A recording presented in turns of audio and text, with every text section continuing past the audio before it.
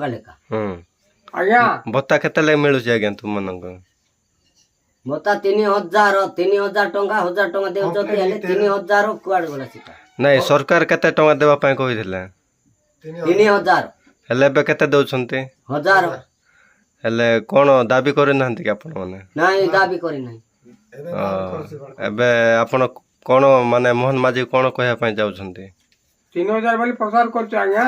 1000 ଟଙ୍କା ଆମକୁ କେମିତି ଦିଆ ହଉଛି? ଦେଖନ୍ତୁ ଆଜ୍ଞା, ନିରୀହ ଲୋକମାନଙ୍କୁ ଠକି ଦେଉଛନ୍ତି ମୋହନ ସରକାର। ମୋହନ ମାଝୀ ବୋଲି କହିଲେ ଆଜ୍ଞା 3000 ବୋଲି ମୁଁ ଛାଡ଼ିଦେଲି ବୋଲି। କାହା କହୁଛ 90 ବର୍ଷ ସେମାନଙ୍କୁ 3500 ବୋଲି କୁହାଗଲ ତମେ। ଆମକୁ କେମିତି 1000 ଟଙ୍କା ଆମକୁ ପଇସା ଦିଆ ହଉଛି? ସେଥିପାଇଁ ଆମେ ମୋହନ ସରକାରକୁ ଜଣେଇବା ନିହାତି ଦରକାର ବୋଲି ଆମେ ଜଣାଉଛୁ ଆଜ୍ଞା ତମକୁ। ଏ ମୋହନ ସରକାର ଶୁଣନ୍ତୁ, ଆଉ ଏମାନଙ୍କର ନିହାତି ଭାବରେ ଦାବି ପୂରଣ ହେବା ପାଇଁ ଆପଣ ଚେଷ୍ଟା କରନ୍ତୁ। କଣ ପାଇଁ ଆଜ୍ଞା ପ୍ରଚାର କଲ? ପ୍ରଚାର ଆପଣ କରିଛନ୍ତି, ସେପରି ଆପଣ ବି ଦାବିକୁ ପୂରଣ କରିବା ନିହାତି ଆବଶ୍ୟକ ନା। ଆଉ କଣ ଆପଣଙ୍କର ମତାମତ ଆଉ ଜଣେଇବା ପାଇଁ ଚାହୁଁଛନ୍ତି? ନହେଲେ ମୁଁ ଏବେ ଆଜ୍ଞା କାର୍ଡ ରଖିକି ଆଉଛି। ମୁଇଁ କାର୍ଡ ରଖିକି ମୁଁ ଆଉଛି ଆଜ୍ଞା। 1000 ଟଙ୍କା ମୁଁ ଆଣିବି ନାହିଁ।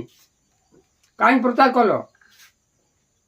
କାହିଁକି ଏତେ ପୃଥିବୀ ଓଡ଼ିଶାରେ ତୁ ହାତ ମୁଠାରେ ତୁ ଯୋଉ ଧରିକି ତୁମେ ବୁଲୁଛ, କାହିଁକି ପ୍ରଚାର କରୁଛ? ଏଇଟା ଖାଲି ସୁଆଦ ପାଇଁ ପ୍ରଚାର କରୁଛ ନା ମଣିଷ ଦେଖିବା ପାଇଁ ପ୍ରଚାର କରୁଛ?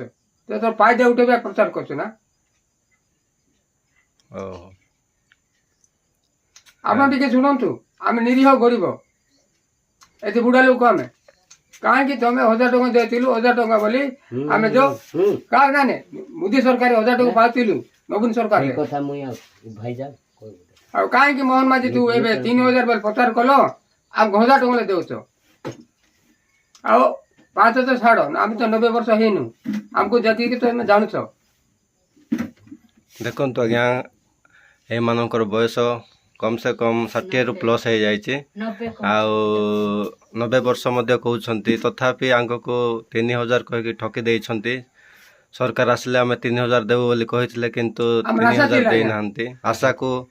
ଆଶା କରିଥିଲେ କିନ୍ତୁ ନିରାଶ କରିଦେଇଛନ୍ତି। ଏଇ ନିରୀହ ଲୋକଙ୍କୁ ଦେଖନ୍ତୁ ଆଜ୍ଞା, କେମିତି ମାନେ ଗାଁ ଗୁଡ଼ାକରେ ରହୁଛନ୍ତି।